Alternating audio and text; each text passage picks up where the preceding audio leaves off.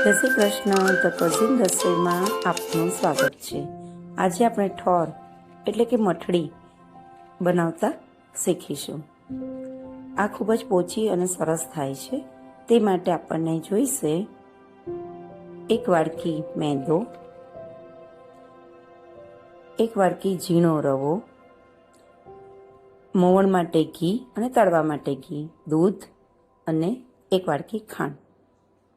સૌ પ્રથમ એક બાઉલમાં મેંદો, રવો મિક્સ કરીશું અને તેમાં ઘીનું મોવણ નાખીશું. 4 થી 5 ચમચા જેટલું ઘીનું મોવણ જોઈશે.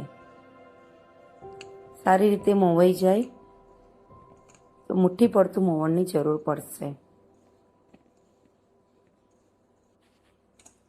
તમે જોઈ રહ્યા છો, જો મુઠ્ઠી વડે એવું થાય તો બરાબર છે, નહીં તો બીજું ઉમેરવું પડશે. પછી તેમાં દૂધ નાખી અને લોટ બાંધવાનો. દૂધ લગભગ 5-6 ચમચી જેવું જોઈએ છે. એ લોટને બહુ જ પૂણવાનો નથી, પોચા ભાતે એને બાંધવાનો છે. તેના લુવા પાડી અને અડની પર તેને વણી લેવું. આટલી થિકનેસ રાખવી જરૂરી છે. પછી માપની વાડકીથી અથવા તો કટરથી તમારે ગોળ ગોળ કાપી લેવા અને તળતી વખતે ફૂલે નહીં તે માટે તેમાં ચપ્પાથી થોડા કાપા પાડી લેવા.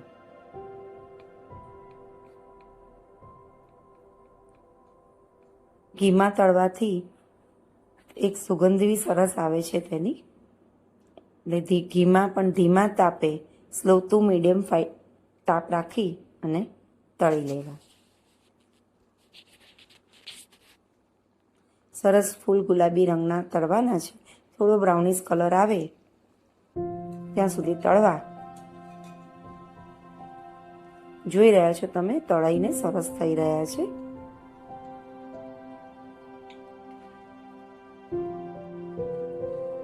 તમે એને હાથથી ભાગો તો પણ તમે જુઓ અંદર સરસ રીતે ફરસી પૂરી જેવું લાગે છે તમને. પછી તેની ચાસણી બનાવવા માટે ખાંડ લઈશું.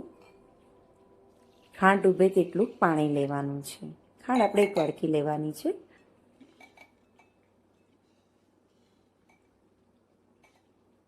ઠોર ઠંડા પડે પછી ચાસણી કરવાની. ગરમ ગરમ ઠોરમાં ચાસણી ન કરવી. તમે જોઈ રહ્યા છો ચાસણી થવા આવી છે. આમાં લગભગ 2 થી 2.5 તારની ચાસણી કરવાની છે, જેથી ઠોરની ઉપર સરસ ખાંડની પરત આવી જાય. પછી બધા ઠોર ચાસણીવાળામાં ઉમેરી દેવા. હલાવી લેવું સારી રીતે. થોડા થોડા કરીને ઠોર હલાવવા.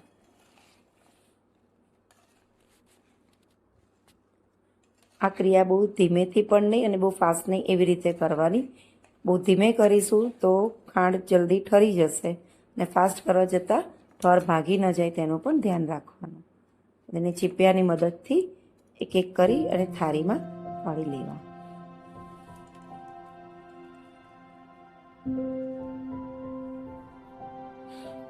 આ બનતા બહુ વાર પણ નથી લાગતી અને ઝડપથી સૌને ભાવે તેવા ઠોર તૈયાર થઈ જાય છે. તમે જોઈ રહ્યા છો, ખાંડ ઠરીને ઉપર સરસ પરત લાગી ગઈ છે એની. તૈયાર છે આપણા સરસ મજાના